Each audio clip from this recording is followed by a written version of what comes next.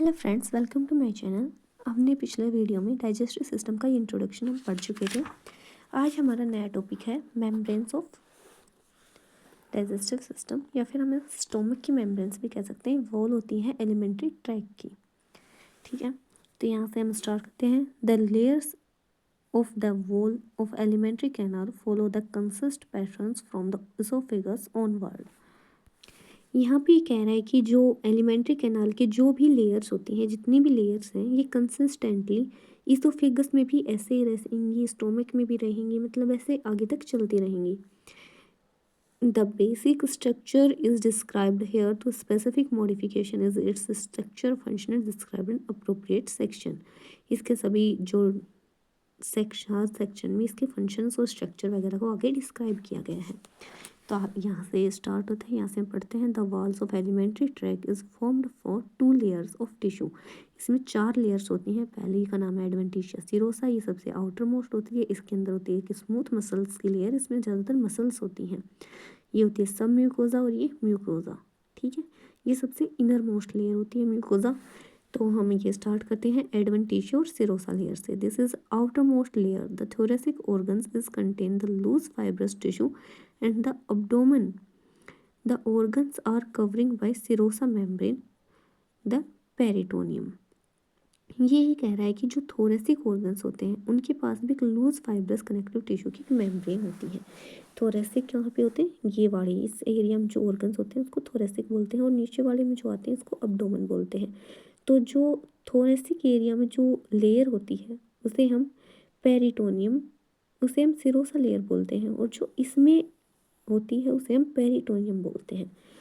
तो मतलब एक तरह से जो थोरेसिक में जो सिरोसा होती है वही अब्डोमेन में पेरिटोनियम होती है। तो अब अब्डोमेन के बारे में पढ़ रहे हैं, डाइजेस्टिव सिस्टम है वो यहीं पे प्रेजेंट होगा ना। तो अब्डोमिनल के पेरिटोनियम लेयर के बारे में हम पढ़ते हैं। The peritoneum is largest serosa membrane of the body. ये सबसे बड़ी मेम्ब्रेन है बॉडी की। बॉडी में सबसे ज़्यादा यही पाई जाती है।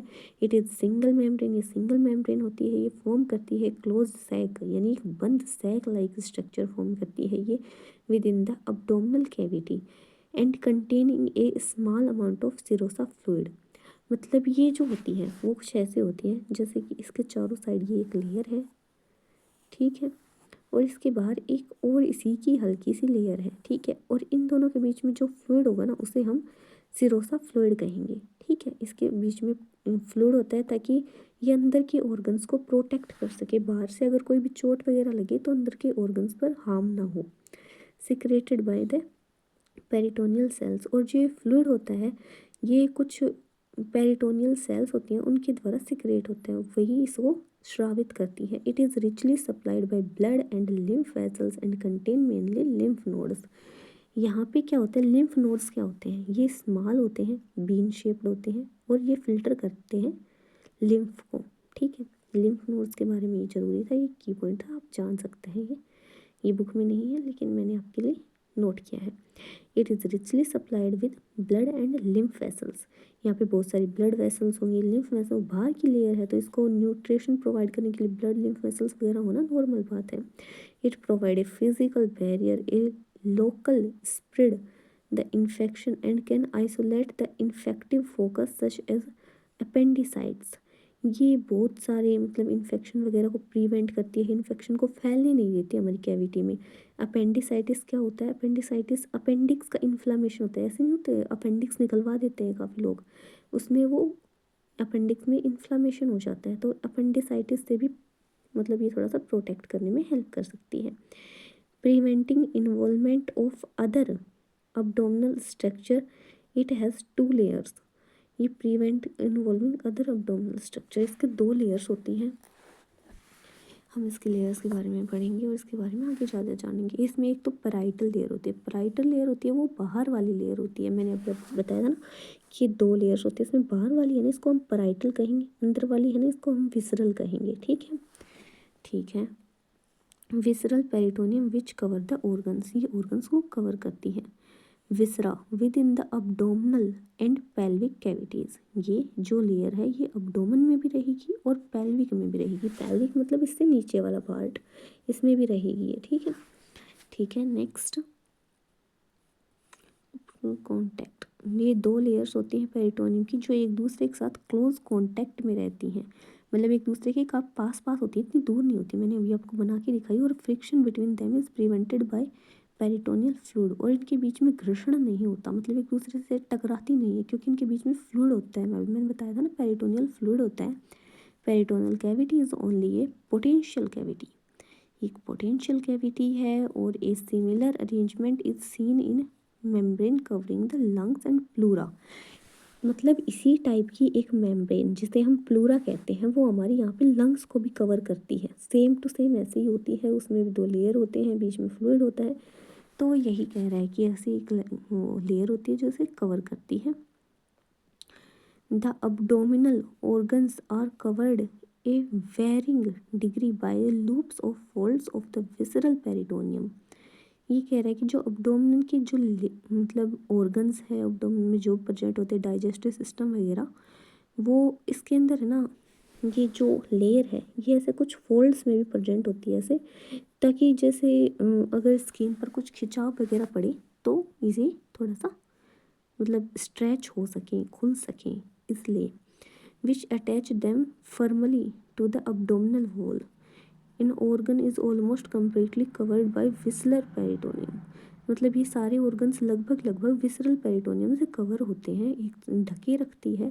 It is said to be intraperitoneal organ, मतलब ऐसे ऑर्गन्स जो कि पेरिटोनियम से कवर होंगे उनको इंट्रापेरिटोनियल कहेंगे, और जो कवर नहीं होंगे जैसे किडनी वगैरह है वो थोड़ी पीछे की साइड होती है, वो इससे कवर नहीं होती, तो उसको रिट्रोपेरिटोनियल ऑर्गन कहेंगे, यानी behind the peritoneum.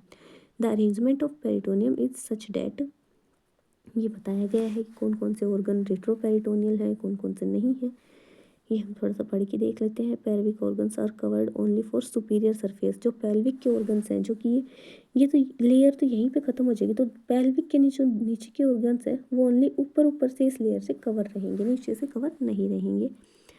The stomach and intestine are almost completely surrounded by peritoneum and has a double fold the mesentery.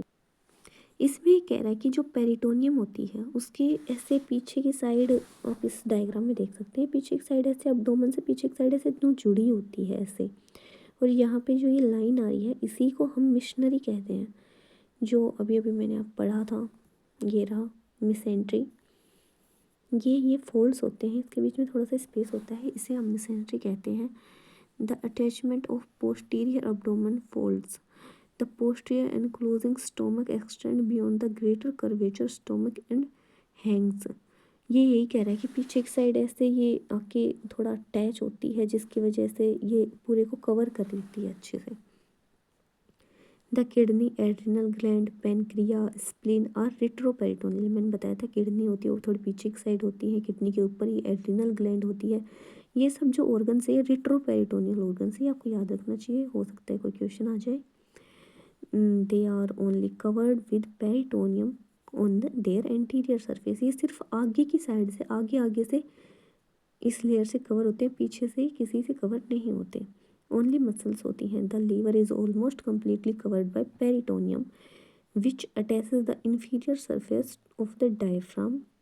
ये कह रहा है कि ये जो लीवर होता है इसके ऊपर पूरी पेरिटोनियम लेयर होती है और ये नीचे से कवर होता है, मतलब यहाँ पे डायफ्राम होते हैं, डायफ्राम से कवर होता है, ठीक है।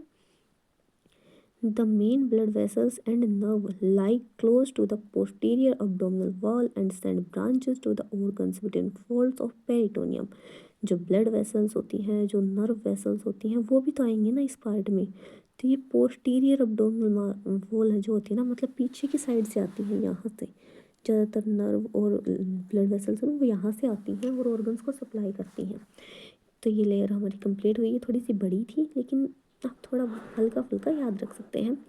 Muscle layers with some exceptions it consist 2 layers of smooth involuntary muscles. Muscles जो होती हैं यहाँ पे इनवॉलेंट्री रहेंगी क्योंकि हम हमारा खाना का डाइजेशन हो रहा है उसे हम कंट्रोल नहीं कर सकते, हमारे कंट्रोल में नहीं है, जो हमारे कंट्रोल में नहीं होता है उसे हम इनवॉलेंट्री मसल्स बोलते हैं।